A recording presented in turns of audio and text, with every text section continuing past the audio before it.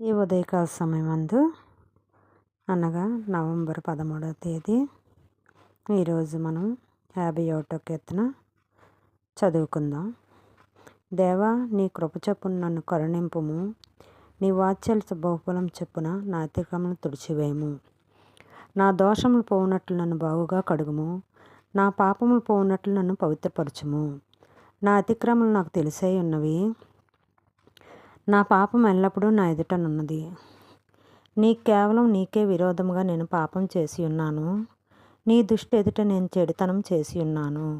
కావున ఆజ్ఞ ఇచ్చినప్పుడు నీవు నీతిమంతుడిగా అగుపడుదువు, తీర్పు తీర్చినప్పుడు నిర్మలంగా అగుపడుదువు.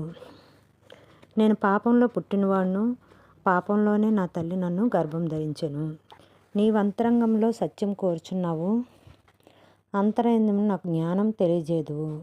నేను పవిత్రమవునట్లు ఇస్మాపుతో మా పాపం పరిహరింపము, హిమము కంటే నేను తెల్లగా ఉండినట్లు నీవు నన్ను కడుగుము. ఉత్సాహ సంతోషం నాకు వినిపింపుము, అప్పుడు నీవు విరిచిన ఎముకలు హర్షించును. నా పాపములకు విముక్తుడు కమ్ము, నా దోషములన్నీ తుడిచివేయము. దేవా, నా యందు శ్రద్ధ ఉదయం కలుగుజేయము, నా అంతరంగంలో స్థిరమైన మనసును నూతనంగా పుట్టించుము. నీ సన్నిధిలో నుండి నన్ను త్రోసివేయకుము, నీ పరిశుద్ధాత్మ నా యొద్ద నుండి తీసివేయకుము. నీ రక్షణానందం నాకు మరలా పుట్టించుము, సమ్మతి గల మనసు కలుగజేసి నన్ను దృఢపరచుము. అప్పుడు అతిక్రమం చేయువారికి నీ త్రోవలను బోధింతును, పాపులు నీ తట్టు తిరిగెదరు. దేవా, నా రక్షణకర్తగు దేవా, రక్త అపరాధములు నన్ను విడిపింపుము. అప్పుడు నా నాలుక నీతిని గూర్చి ఉత్సాహగానం చేయును. ప్రభువా, నా నోరు నీ స్తుతిని ప్రచురించినట్లుగా నా పెదవులను తెరుము. నీవు బలిని కోరివాడువు కాదు, కోరినెడల నేను అర్పించెదను. దానబలి నీకు ఇష్టమైనది కాదు, విరిగి నలిగిన మనస్సు దేవునికి ఇష్టమైన బలులు.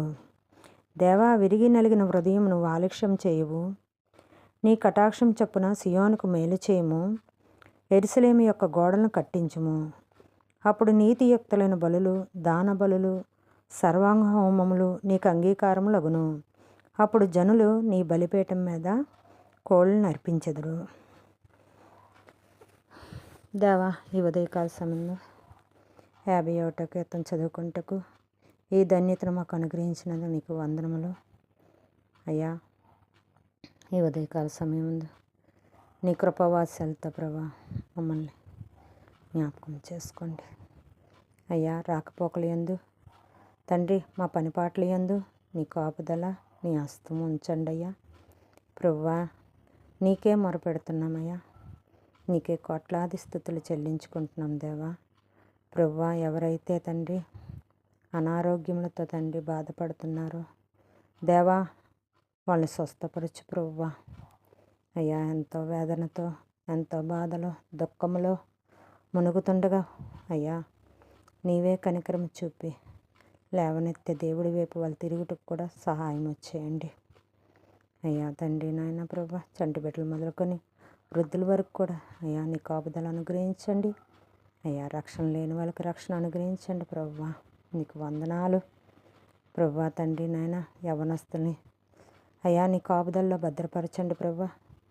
యవ్వన కాలమందు బలవంతుని చేతిలో బాణములుగా వాడబట్టుకు సహాయం వచ్చేయండి. అయ్యా తండ్రి నాయన, అలాగే వ్యాపార వ్యక్తులు, ఉద్యోగస్తులు, చేతి పని వారిని కూడా దీవించి ఆశీర్వదించండి ప్రభువా. అయ్యా తండ్రి నాయన, రోడ్డు మీద ప్రయాణం చేసేవాళ్ళని, ఆకాశం ముందు ప్రయాణం చేసేవారిని ప్రభువా, సముద్రపు గుండా ప్రయాణం చేసేవారికి కూడా నీ కాపుదల ఉంచండి. అలా రాకపోకలేని క్షేమాన్ని కలుగు చేయండి ప్రభువా. తండ్రి, మా దేశ నాయకులను దీవించి ఆశీర్వదించండి.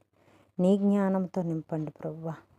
దేవా, మా దేశాన్ని భద్రంగా అయ్యా క్షేమకరంగా ఉంచమని ప్రార్థిస్తున్నాను ప్రభువా. అయ్యా, మా దేశ రాష్ట్ర పట్టణాన్ని క్షేమం కలుగజేసి పాడి పంటలతో సమృద్ధితో నింపమని క్రీస్తు యేసు నామములో ప్రార్థిస్తున్నాం ప్రభువా. అయ్యా, నువ్వు దర్శించే దేవుడివి, నీ కృప చూపించే దేవుడివి, లేవనెత్తే దేవుడివి, ఆశీర్వదించే దేవుడివి ప్రభువా. అయ్యా, నీకు వందనాలు, స్తుతులు, స్తోత్రాలు. ఎవరైతే ప్రభువా నా తండ్రి వైపు చూసి ప్రభువా నీకు మొరపెడుతున్నారు ప్రభా. అందరికీ కూడా క్షేమం కలుగజేయమని క్రీస్తు యేసు నామములో ప్రార్థించి స్తుతించి అడిగి వేడుకొంచున్నాను పరమ తండ్రి. ఆమెన్.